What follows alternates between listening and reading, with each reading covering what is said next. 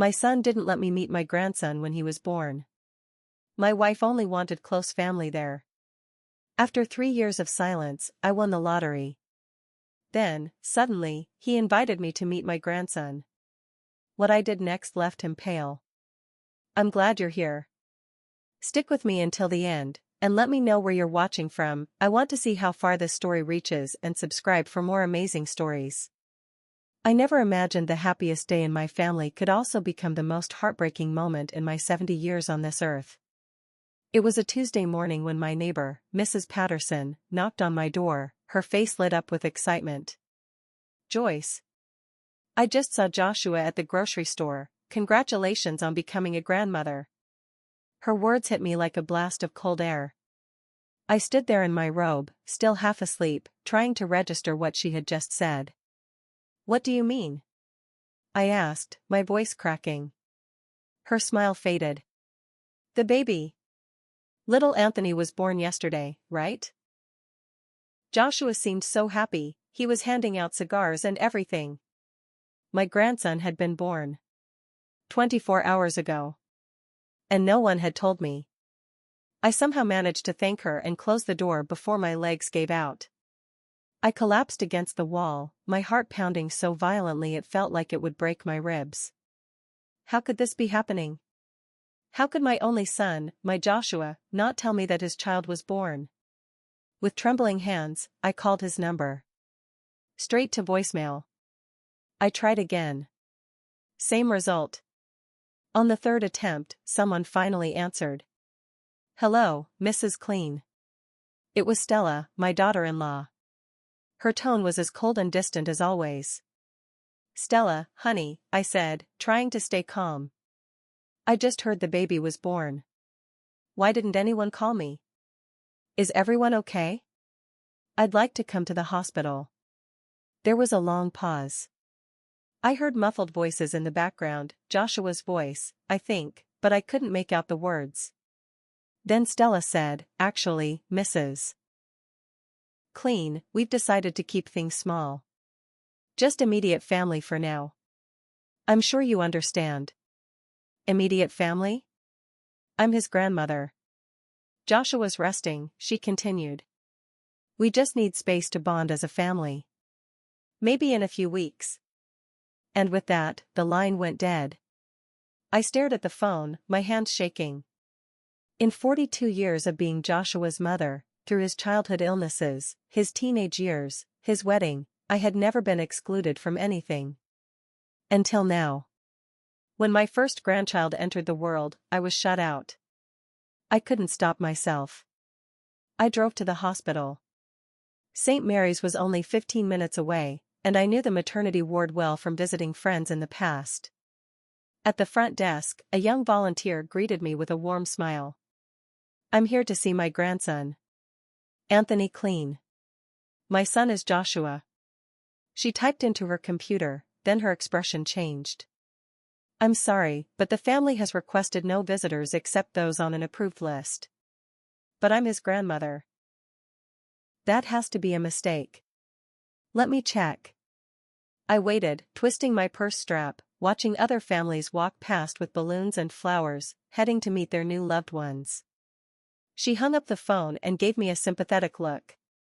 "I'm sorry, Mrs. Clean. They've confirmed you're not on the list." "Not on the list." I wasn't on the list to meet my own grandson. I sat in the hospital parking lot, sobbing like I hadn't since my husband passed away 8 years earlier. The grief wasn't just emotional, it was physical, sharp, and suffocating. People walked by my car smiling, carrying teddy bears and baby blankets. I wondered how many of them were about to meet their grandchildren for the first time. How many were experiencing the joy I'd been denied? I called Joshua's number again and again. No answer. Finally, I left a voicemail. "Joshua, it's Mom. I know Anthony is here. I just want to meet him. Please call me. I love you." He never called. Not that day. Not the next. Not even the day after. 3 days later, I got a text message. "Mom, we need some time to adjust. Stella struggling. We want to bond as a family first. We'll call you soon. Soon. Such a small word. But it would haunt me for the next 3 years. That night, I sat alone in the nursery I'd set up in my spare bedroom. I'd spent weeks preparing, painting the walls soft gray, hanging star decals from the ceiling, folding tiny onesies I'd bought in joyful anticipation of babysitting my grandchild. Now the room felt like a shrine to something I'd lost. I looked over at the photo on the dresser, baby Joshua in my arms, sleeping soundly. I had been 28 then, so young, so in love with the little boy who made me a mother. And now, at 70, I was being told I wasn't allowed to be a grandmother. The cruelest part wasn't just the exclusion. It was the realization that my son had chosen it. He hadn't been pressured. He hadn't been unaware. He had stood by, silently, and let his wife shut me out of the most meaningful moment in our family's story. And I had no idea that this was only the beginning. 3 years. 36 months. 1,095 days of being erased from my grandson's life. I became obsessed with the numbers, counting them like rosary beads, hoping the math could somehow justify the ache. How many bedtime stories had I missed? How many first steps? First words? First birthdays? Anthony would be walking by now. Talking, probably. Maybe even asking questions about the world, curious, wide-eyed. And he had no idea I existed. That first year, I tried everything. I sent birthday cards, every one of them came back, stamped return to sender. I wrapped Christmas gifts that never left my closet. I drove past their house, just hoping for a glimpse, maybe he'd be in the yard, maybe I'd hear his laugh. But the windows were always shut. Curtains drawn. Their lives carefully hidden away from mine. I went to every public event I thought they might attend. The summer festival. The farmer's market. Even Joshua's company picnic. I'd linger near the entrances, pretending to shop or sip coffee, scanning the crowd for a familiar face. But it was like they'd vanished. From every place we once shared. From my world. What hurt the most was how intentional it felt. This wasn't just about being busy, or needing space. It was deliberate. By the time Anthony turned 1, I spent the entire day crying. I'd bought him a musical teddy bear, the kind that plays Twinkle Twinkle Little Star with a soft glowing light. I imagined him hugging it, his tiny hands pressing the button again and again. Instead, it sat untouched in the corner of the nursery, alongside every other unopened gift in that quiet, waiting room. My friends meant well, but their advice often made things worse. "Have you thought about a lawyer?" Margaret asked over coffee one morning. "You might have grandparents' rights." But I couldn't do it. I couldn't bring myself to take legal action against my only child. The idea of standing in a courtroom, begging for court-ordered time with my grandson. It felt like surrendering to the fact that our family was shattered beyond repair. By the second year, the hope began to fade. I stopped checking my phone every hour for a message that never came. I stopped driving by their house. I even started boxing up the nursery. I couldn't bring myself to donate the toys and clothes. But the door stayed closed now. Like the chapter had been sealed, even if I hadn't signed off on the ending. The loneliness was overwhelming. Joshua had been my only child. After my husband passed, he was all I had. And now, his rejection meant complete solitude, during holidays, birthdays, and all those quiet little moments where you just want someone to talk to who loves you. Sometimes I'd sit and talk to Anthony's photo, the only one I had. A single newborn picture Mrs. Patterson had shown me on her phone after seeing it on Joshua's social media. I asked her to print it for me. She did, though I saw the pity in her eyes. Last October, on his 2nd birthday, I held that photo and whispered, "Happy birthday, sweetheart.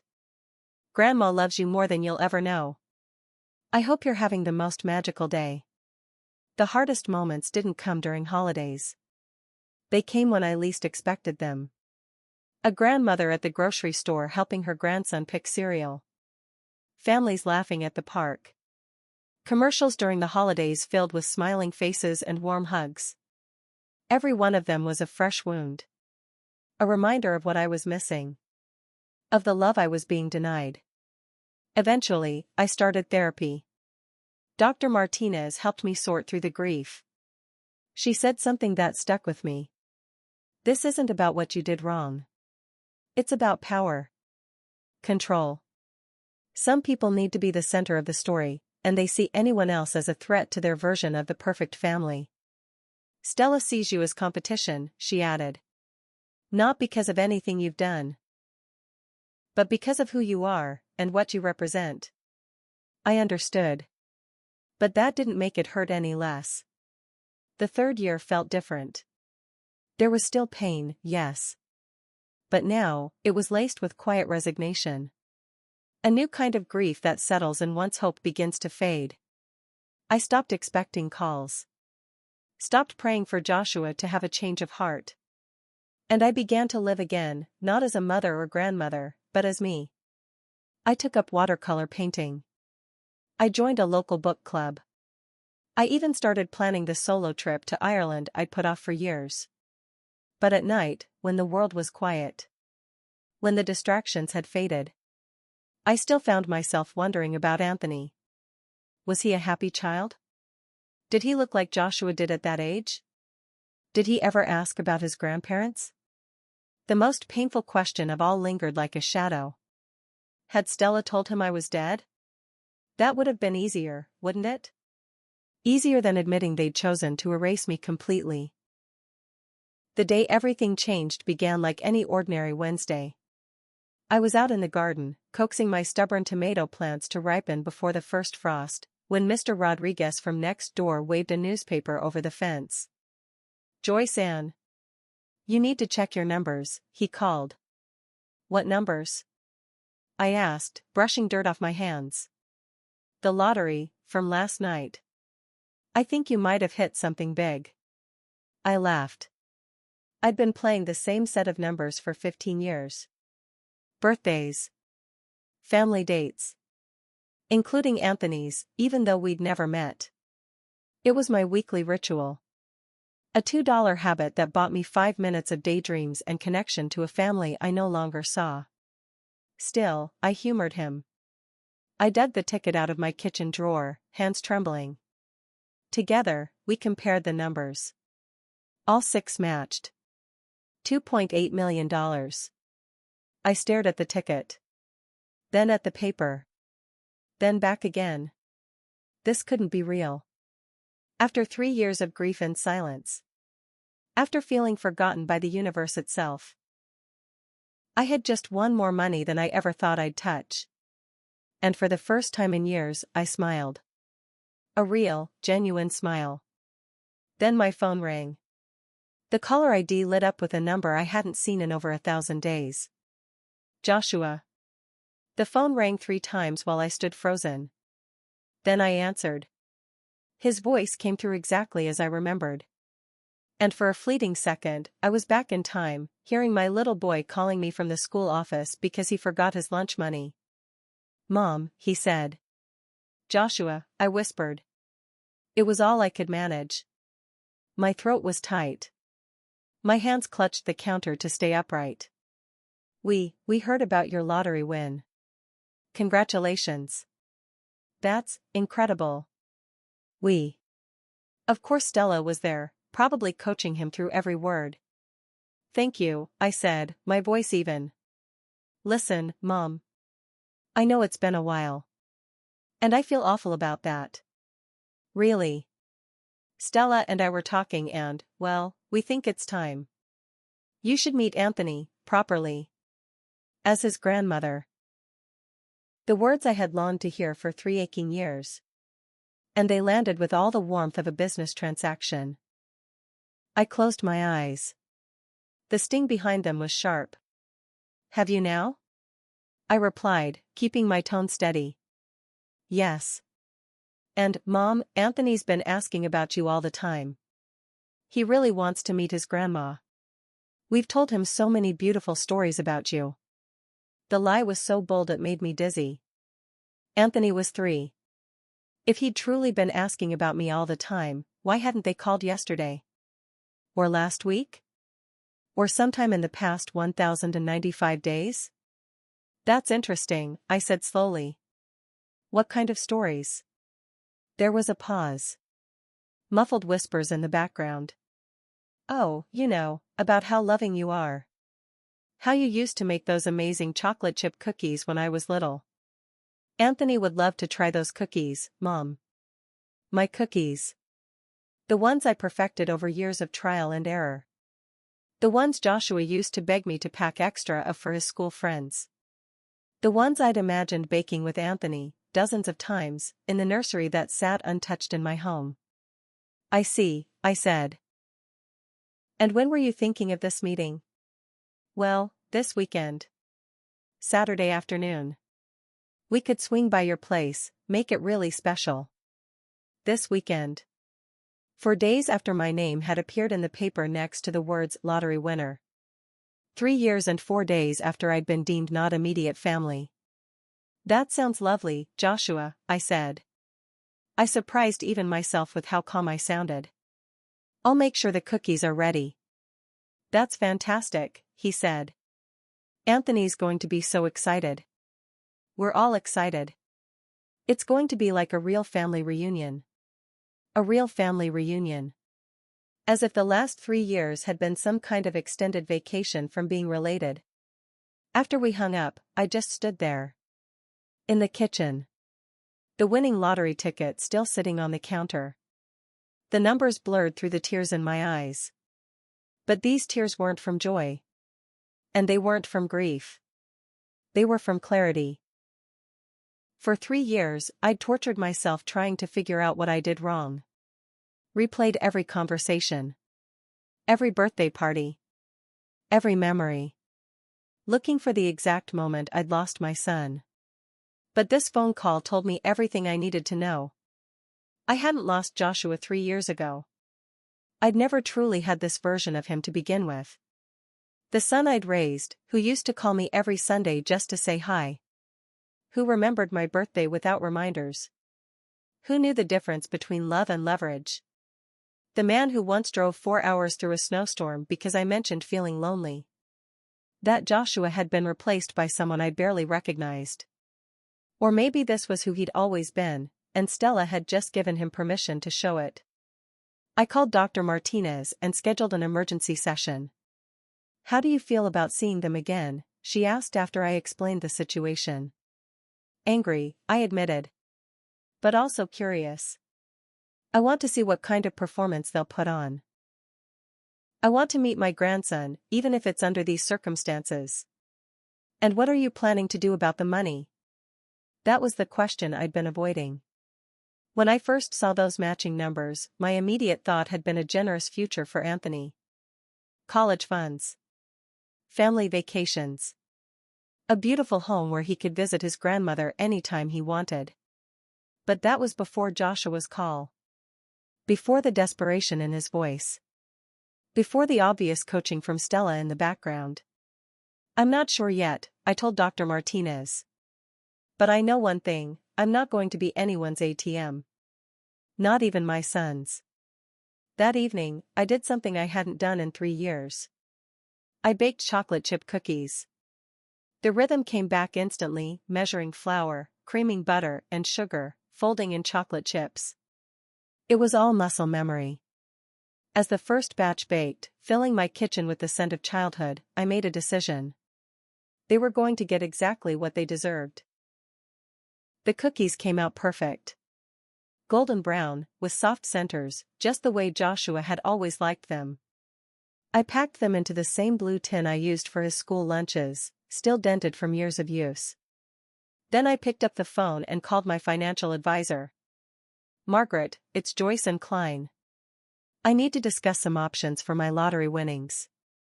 Specifically, I want to know about charitable donations, and how fast they can be processed. By Friday night, everything was arranged. The cookies were ready. The house was spotless. My plan was set. Saturday couldn't come soon enough. Saturday afternoon arrived with the kind of autumn weather that belongs in a greeting card. Golden leaves drifting across the front yard, a crisp bite in the air that used to make me excited for holiday gatherings. I was ready an hour early, sitting by the front window with the blue cookie tin on my lap, watching for Joshua's car. When the silver SUV finally pulled into my driveway, my heart stopped. There, in the back seat, I saw Anthony. Even from a distance, I could tell, he had Joshua's dark hair and what looked like his father's stubborn chin. He was bigger than I'd imagined. No longer the baby I'd held in my mind for 3 years, but a little boy now, full of opinions, personality, and 3 whole years of life I'd missed. Joshua stepped out first. He looked exactly the same, aside from a few new lines around his eyes. He was 31 now, but the weight of whatever they'd been carrying had aged him. Then Stella stepped out from the passenger seat, and I barely recognized her. The Stella from their wedding, 7 years ago, had been pretty in a quiet, unassuming way. Soft brown hair. A genuine smile. This Stella was transformed.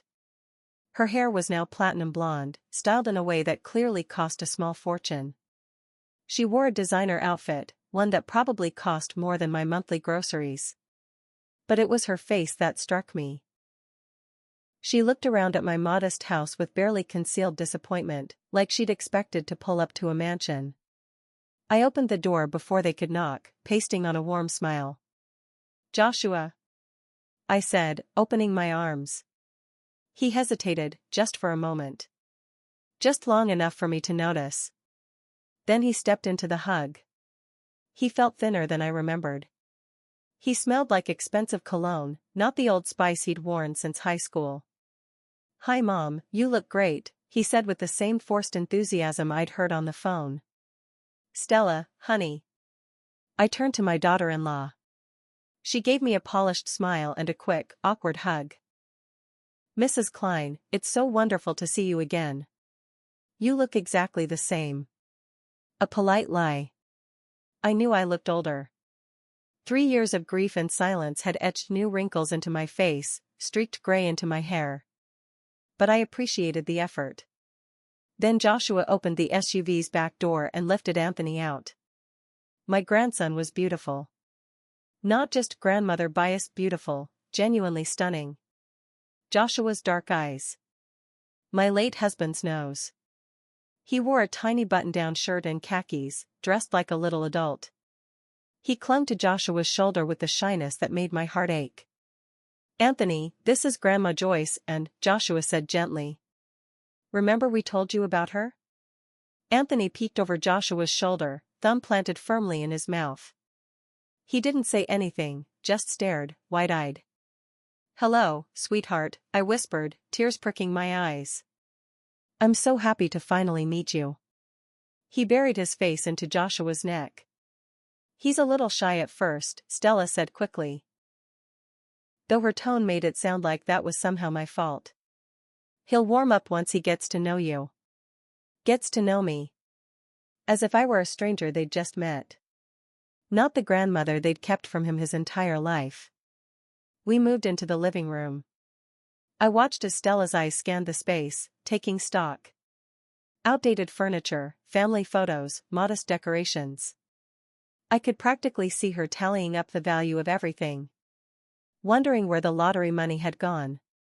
"Can I get anyone something to drink?" I offered. "I made fresh lemonade. And I have chocolate chip cookies, Joshua's favorite recipe." "Cookies?" Anthony suddenly lit up, squirming in Joshua's arms. "Anthony loves cookies," Stella chimed in. "Don't you, baby? But just one, okay? We don't want to spoil your dinner." I brought out the blue tin, the same one from Joshua's childhood lunches, and opened it slowly. Anthony's eyes widened. "Go ahead, sweetheart," I said gently. He reached out with his small hands, took a tiny bite, and his whole face lit up. "Good," he announced, crumbs spilling onto his spotless shirt. "What do you say, Anthony?" Stella prompted. "Thank you, Grandma," he replied obediently, and my heart nearly burst. For the next hour, I watched my son and his wife perform the most elaborate charade I'd ever seen. They admired my house, complimented the decor, made cheerful small talk about the weather and the neighborhood. Stella gushed about how much Anthony had been looking forward to this visit, while Joshua nodded and added how sorry they were it had taken so long to arrange. But their eyes kept drifting. Stella asked pointed questions about my investments, whether I'd considered upgrading to something more spacious. Joshua mentioned how costly childcare had become, how they were thinking of buying a bigger home, how Anthony would need a college fund soon. They weren't being subtle. It felt like watching two actors who'd forgotten their lines, trying to improvise their way through a scene they hadn't rehearsed. The clearest moment came when Anthony spilled juice on his shirt. Without thinking, I leaned in with a napkin, instinctively, the way any grandmother would. "Don't," Stella said sharply, then caught herself and softened.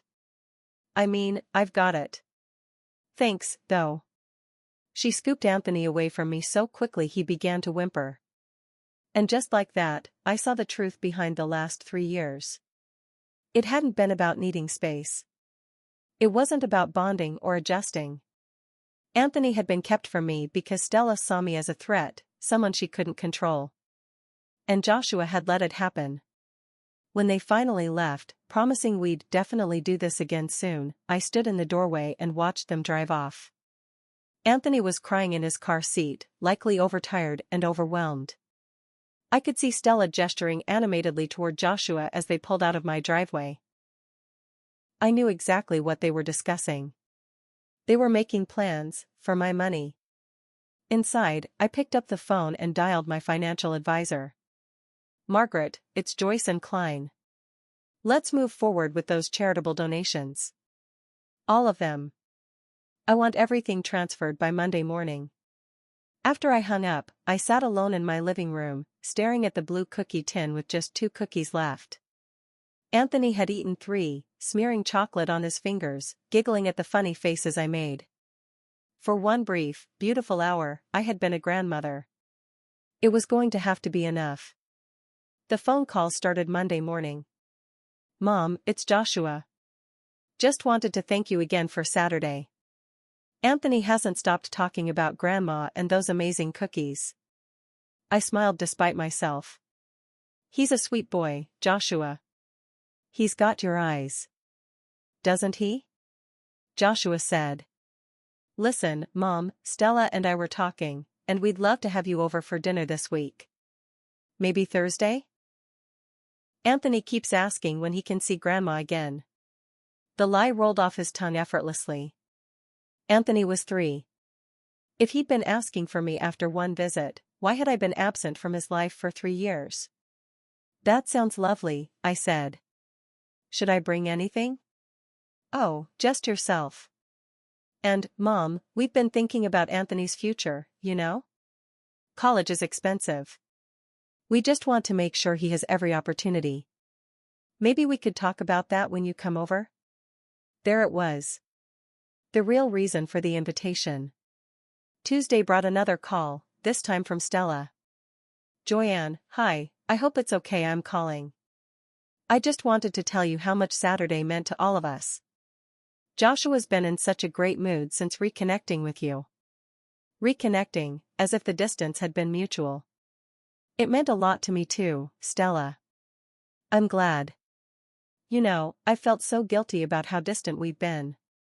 I think I was just overwhelmed being a new mom, and maybe a little protective. But seeing you with Anthony, you're such a natural grandmother." The words should have comforted me. Instead, they felt practiced. Polished. Like she'd rehearsed them in the mirror that morning.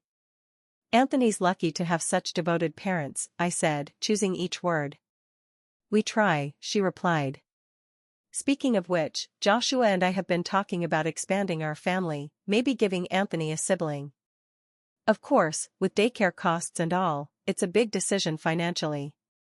By Wednesday, the pattern was clear. Every conversation, whether from Joshua or Stella, somehow circled back to money. Expenses. Future plans. They were laying the groundwork, building a case for my supposed generosity. But that evening brought something unexpected.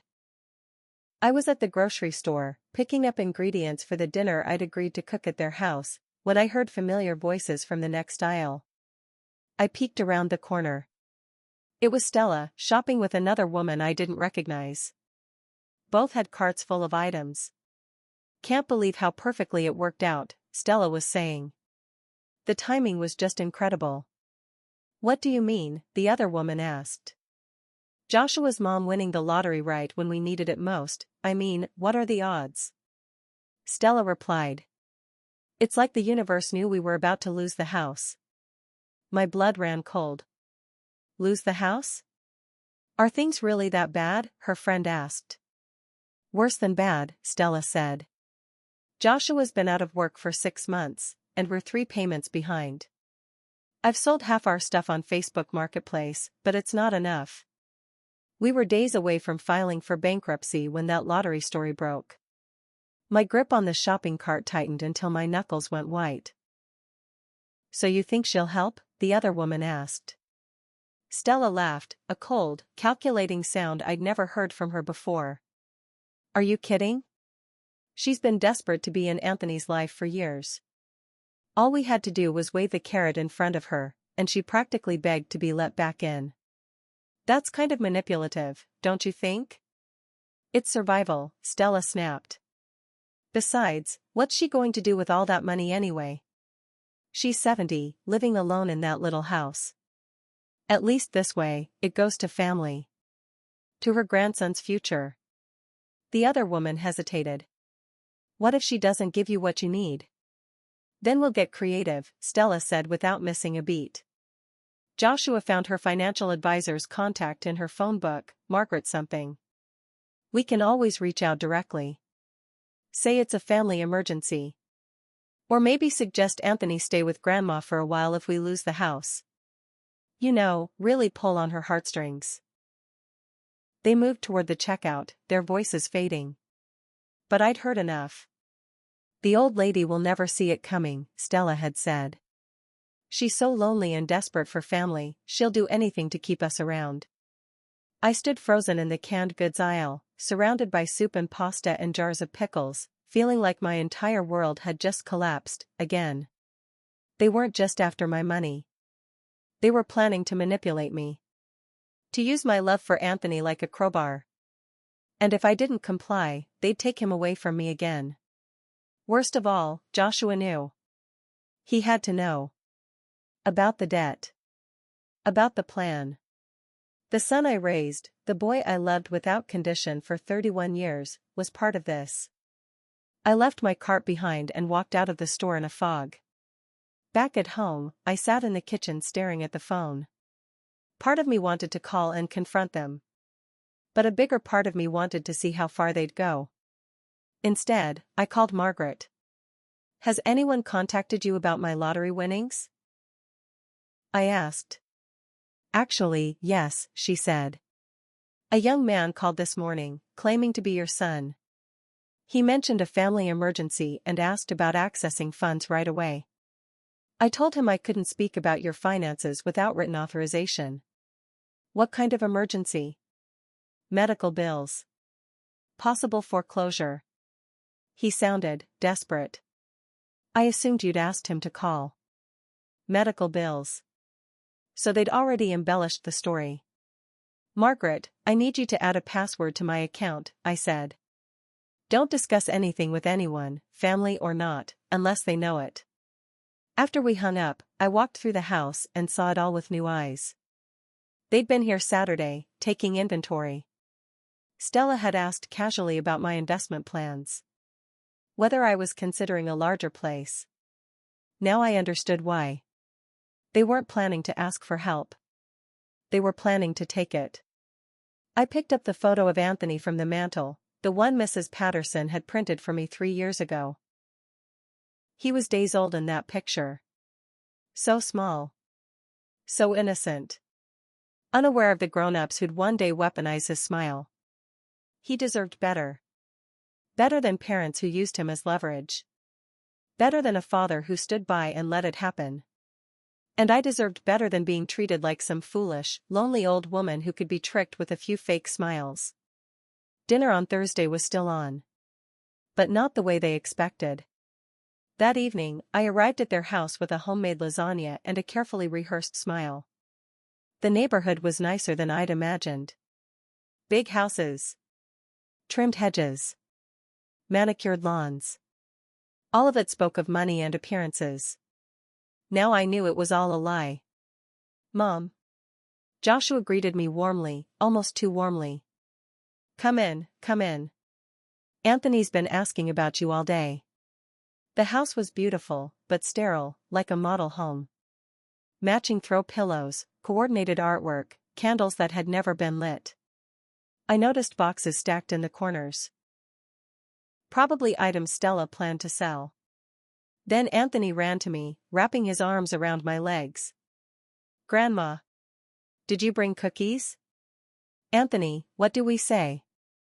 Stella chided gently, though she was beaming. "Please, can I have cookies, Grandma?" "After dinner, sweetheart," I said, ruffling his hair. "But I brought something else." I handed him a small wrapped gift, a picture book about grandmothers. He tore it open with the glee only a toddler can muster. "What do you say to Grandma?" Joshua prompted. "Thank you."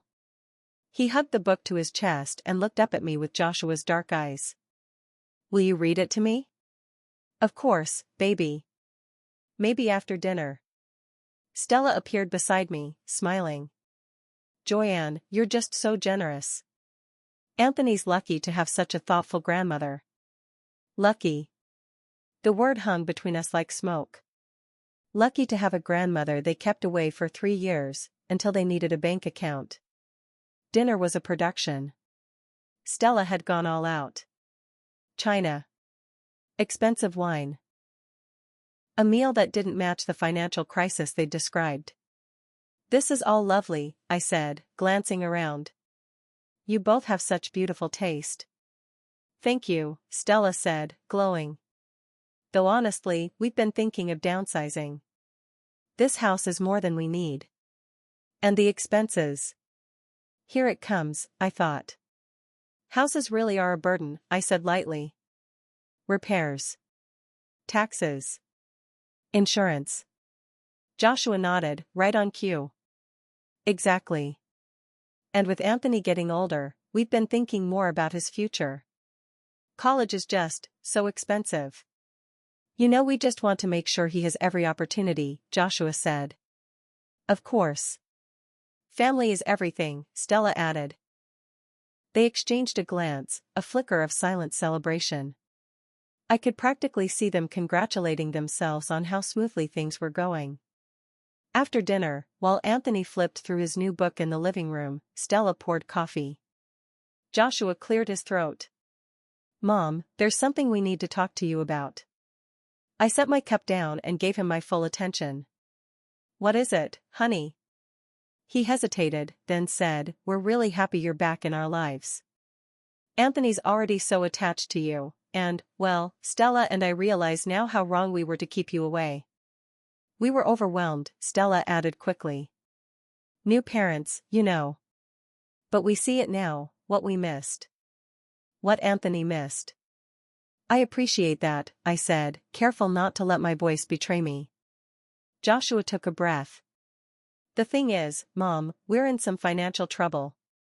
I lost my job 6 months ago. We're behind on the mortgage." "We hate to ask," Stella cut in, "but after your lottery win, we were hoping you could help us. Just until Joshua finds work." I looked at them, these two people who stole 3 years from me. 3 years I could have had with my grandson. And now they wanted to take my financial security too. "How much do you need?" I asked. They glanced at each other again. "Well, to catch up and stabilize, maybe $200,000. I know it's a lot, but it would just be a loan. We'd pay you back once we're back on our feet." $200,000. Nearly a third of my winnings. "That is a lot," I said. "Let me think about it." "Of course," Joshua said quickly. "Take all the time you need. It's just, if we lose the house, I may need to take a job out of state. And that would mean Anthony would be far from his grandmother, Stella finished sweetly. It would break his little heart. There it was. The threat. Delivered with a sugar-coated smile. I excused myself to use the bathroom. Instead, I stepped onto the back patio and took out my phone. I called Margaret. Is everything in place? I asked softly. Yes, she said. All transfers were finalized this morning. The documentation will reach the organizations by the end of day tomorrow. Thank you, Margaret. You've been incredible. When I came back inside, Anthony was curled on the couch, fighting sleep, still clutching his book. I sat beside him and gathered him into my arms, breathing in that small boy smell of shampoo and innocence. Grandma, he whispered, half asleep, will you come see me again? My heart cracked. I love you so much, Anthony. Never forget that. Joshua and Stella watched us, smiling, the kind of smiles that tally emotional currency. I gently set Anthony down and turned to face them. I've made a decision about the money. They leaned forward, anticipation written all over their faces. I'm not giving you any of it. Silence. Stella's smile faltered. Joshua blinked, confused. I'm sorry, what? Stella asked. I said no, I repeated. You're not getting any money. Joshua went pale. Mom. I don't understand. We're family. Anthony is your grandson. Yes. And for 3 years, you kept him from me. Not because you needed space. Not because of new parent stress. But because Stella decided I wasn't good enough to be his grandmother. That's not true, Stella said weakly. Isn't it? Then explain why you only called me after the lottery announcement. Why every conversation this week has turned toward money, expenses, or Anthony's future. I pulled out my phone and opened my banking app. See this? I showed them the zero balance. Every penny is gone. It's been donated to children's charities. Stella gasped. Joshua's face turned gray. You're lying, she whispered. Call Margaret Stewart at First National Bank if you want. Though she won't speak to you. I made sure of that, after Joshua called her behind my back. Joshua sank into a chair. Mom. What have you done? We needed that money. We're going to lose everything. No, Joshua. You lost everything 3 years ago. When you chose to cut me out of Anthony's life. This money was never yours. And neither was my love, something you don't get to bargain with. Stella's mask cracked completely. You selfish old woman. What kind of grandmother punishes her grandson out of spite? The kind who refuses to be manipulated, I said calmly. Anthony deserves better. Better than parents who use him as bait. Better than a father who helps manipulate his own mother. I glanced at Anthony, still sleeping peacefully, unaware his world was shifting again. I'm leaving now, I said. And this time it's on my terms. I walked toward the door, but Joshua called after me. Mom, please don't do this. We can fix it. I turned once more. Joshua, you had 31 years of my unconditional love. And you threw it away, for someone who sees family as a financial opportunity. I hope it was worth it. As I drove away, a feeling I hadn't known in years washed over me, peace. The next morning, I called my travel agent and booked a cruise to Alaska, something I'd always dreamed of doing. I signed up for pottery classes at the community center.